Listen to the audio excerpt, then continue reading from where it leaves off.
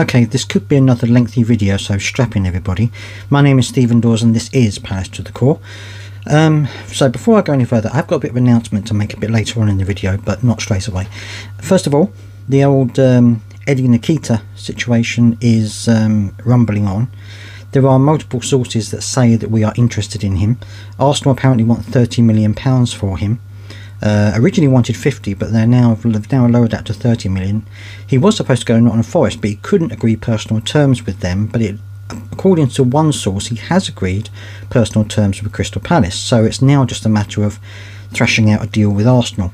So it looks like he could well be on his way, which is fingers crossed. I mean, you know, he's going to be a little bit of an untested source, although he has scored 38 goals for Arsenal. I think he was the highest under 21 goal scorer as well. So, you know, he does score goals, and hopefully he would be the answer to our lack of goal threat that we've got. Well, not necessarily lack of goal threat, but lack of goal conversion, shall we say, that we have at the moment. That also links in with something else, and that is that apparently Crystal Palace are open to letting Odsonne Edouard go. He hasn't. I don't think he's actually said he wants to go, but they are open to letting him go, especially if they get Nketiah. So that is another one who could be out of the door, which is a bit of a shame. Because I think that, you know, while he didn't play very well at West Ham, and, you know, he's not as prolific as, say, JP was at the end of last season, I'm kind of thinking, do we really want to get rid of a striker? Because what happens if Nketiah gets injured? I know he's not. I know Edouard isn't the greatest replacement for that, but at least he is a replacement. And I would be a little bit concerned if we leave ourselves a bit short. But anyway, I'd love to hear your thoughts on that, of course. Also, of course, I've told you already about Sam Johnstone wanting to leave Crystal Palace. Apparently another one to that is Ahmada. He also wants to leave before the end of the transfer window, the same as Johnstone. Now, Oliver Glasner was asked about this, and he said that obviously if we can get a club for Sam Johnstone, then we will. In terms of Ahmada, Glasner said that you know, obviously he wants more playing time. Maybe, you know, there may be something they can sort out, but at the end of the day he wants more playing time, so it may be that they let him go as well, which isn't good news again, because, you know, we don't really want to be losing any more players, but at the same time, if they're going to be unhappy at the club with not spending so much time in the first team, then we don't want anything to be unsettled, shall we say. But I thought Ahmada could possibly have a run in the first team, but maybe he's just not what Glasner's looking for. We'll have to wait and see on that. But that's apparently what reports are saying about that as well.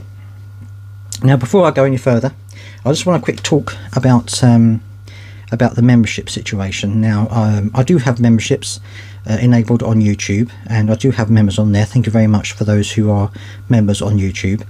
But I've been looking at ways that I can offer more, you know, value for money, shall we say, because I haven't really been doing a huge amount for the members on here, and for that I do apologise.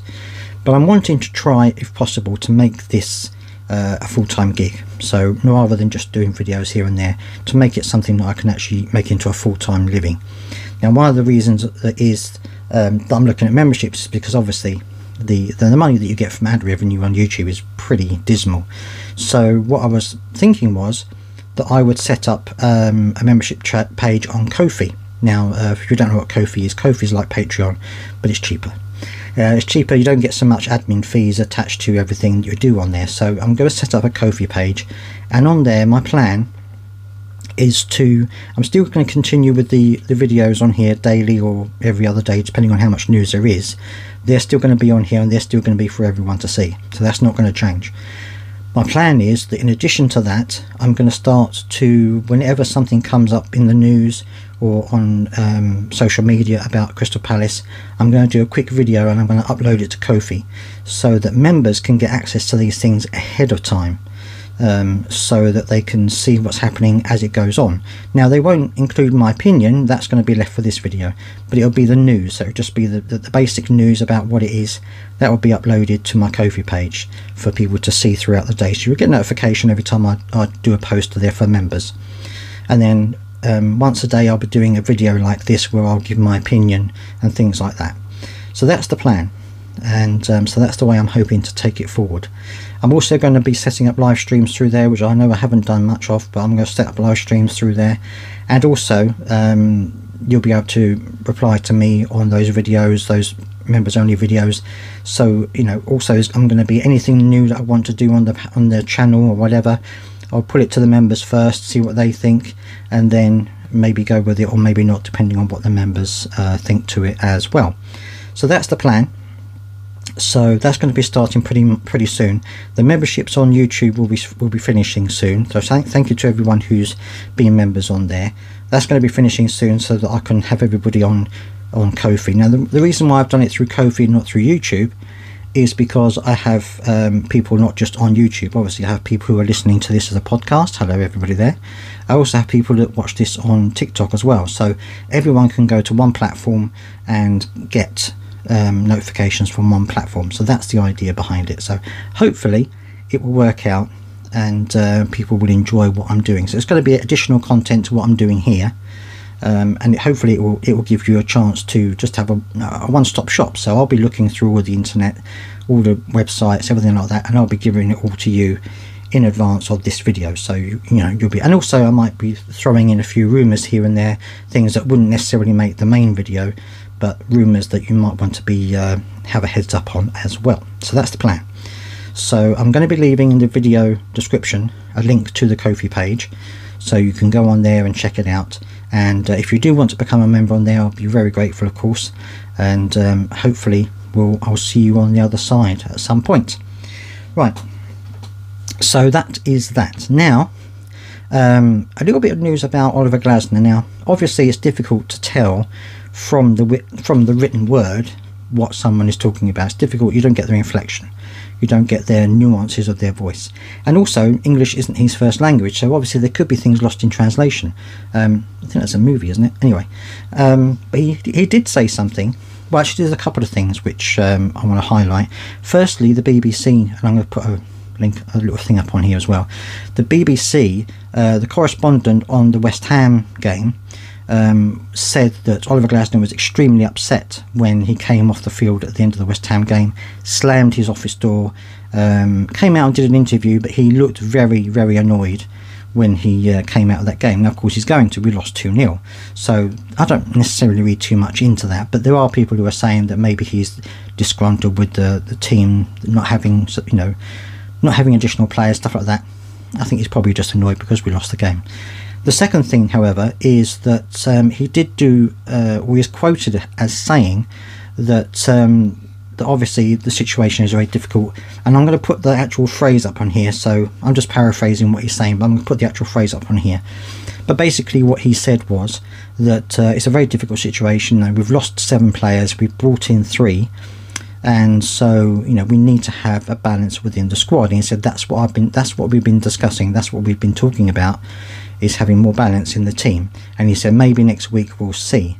Now some people are reading into that he's unhappy with Parish and Dougie Freedman about the transfer situation. It could just be that he's just frustrated, and as much as anybody else is, maybe he's frustrated at the lack of players that want to come to Palace or something like that. You know, it might not necessarily be a dig at the management, but it is something that he said, and I'll leave you to interpret that how you think it should be interpreted. But you know, I think he's going to be a little bit upset. He's going to be a little bit probably annoyed at the fact that since he came to the club, we've lost a couple of very good players. I mean, he said a little while ago, I think it was last season, he said that Anderson is a very important player to the team. He's lost Anderson. Obviously, the club didn't want to be held to ransom on his fee, so that's fair enough. And also, he said Elise was a hugely important player to the team, and he's lost Elise. So, you know, it's going to be frustrating for him, I'm sure, and I'm sure that he was probably given assurances that wouldn't happen at the end of the season or the beginning of the season when he was negotiating for his job there, which is, you know, I wouldn't be surprised, and I wouldn't blame him for being upset about the loss of players that we've got, especially with Sam Johnson, Akamada also wanting to leave. There was talk that JP hasn't agreed a new contract and he may want to leave.